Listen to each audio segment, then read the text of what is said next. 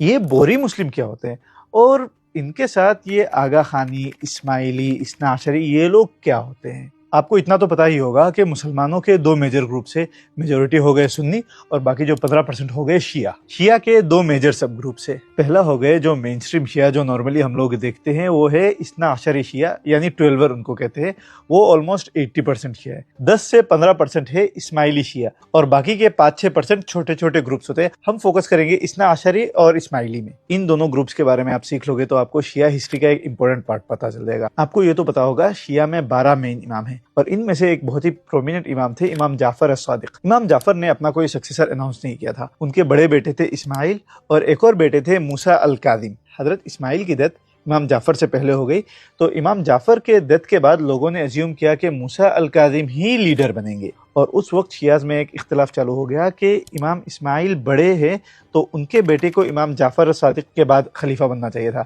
موسیٰ الکاظم کو نہیں۔ جنہوں نے موسیٰ الکاظم کی امامت کو ایکسیپٹ کیا وہ بن گئے مین سٹریم 12 یا اثنا عشری شیعہ، اور جو یہ کلیم کرتے تھے کہ حضرت اسماعیل کے بیٹے کو امام بننا چاہیے تھا وہ ہو گئے شیعہ کے ایک اور سب سیکٹ جن کو اسماعیلی شیعہ کہتے ہیں۔ اوور دا ٹائم اسماعیلیوں نے ایجپٹ میں جا کے اپنی ایک خلافت قائم کی جس کو فاطمید خلافت کہتے ہیں، اور یہ پروبلی ہسٹری میں صرف اکیلا ایک شیعہ خلافت ہے۔ خلافت فاطمی کافی ٹائم تک چلی، آگے جا کے ان میں بھی 2 سیکٹ بن گئے۔ خلیفہ بنے تھے مستعلی باللہ، ان کے بھائی تھے نزار۔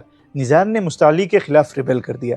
جو نزار کے سپورٹرز تھے وہ اوور دا ٹائم جا کے آغا خانی شیعہ بنے، اور مستعلی کے جو سپورٹرز تھے وہ اوور دا ٹائم جا کے بنی بورا شیعہ کمیونٹی۔ آغا خانی اپنے اسپریچول لیڈر کو امام بولتے ہیں جو فی الحال ابھی ہے prince Aga Khan the fourth, اور وہ لزبن سے آپریٹ کرتے ہیں، اور بوری اپنے اسپریچول لیڈر کو داعی المطلق کہتے ہیں۔ ان کا ٹائٹل ہوتا ہے سیدنا، اور ابھی کے داعی المطلق ہے سیدنا مفضل سیف الدین۔ موسٹ پاپولر تھے سیدنا برہان الدین، انڈرٹیکر بھی جا کے ان سے ملا تھا۔ میں نے ان کی ہسٹری بتا دی۔ عقائد میں ڈیفرنسز بتانا بہت زیادہ مشکل ہے، میں خود پڑھ کے نہیں سمجھا، اور یہ اتنے ڈیٹیلڈ ہوتے ہیں کہ کہیں مجھ سے غلطی نہ ہو جائے، اور بہت ساری چیزیں نارمل 12 شیعہ اور اسماعیلی شیعہ کے جو پورے گروپس ہیں ان میں سے کافی سارے چیزیں سیم ہیں۔ وہ کلمہ بھی پڑھتے ہیں لا الہ الا اللہ محمد رسول اللہ و علی ولی اللہ و وصی رسول اللہ و خلیفتہ بلا فصل۔ یہ لوگ 5 وقت کی نماز 3 ٹائم میں پڑھتے ہیں، فجر اور ظہرین پھر مغربین۔ بوری لوگوں سے کے کلودنگ سے آپ کو پتہ چل جائے گا، نارملی وہ گولڈن کلر کا ایک ٹوپی پہنتے ہیں اور عورتیں برقع پہنتی ہے رنگ برنگے کلرز کے۔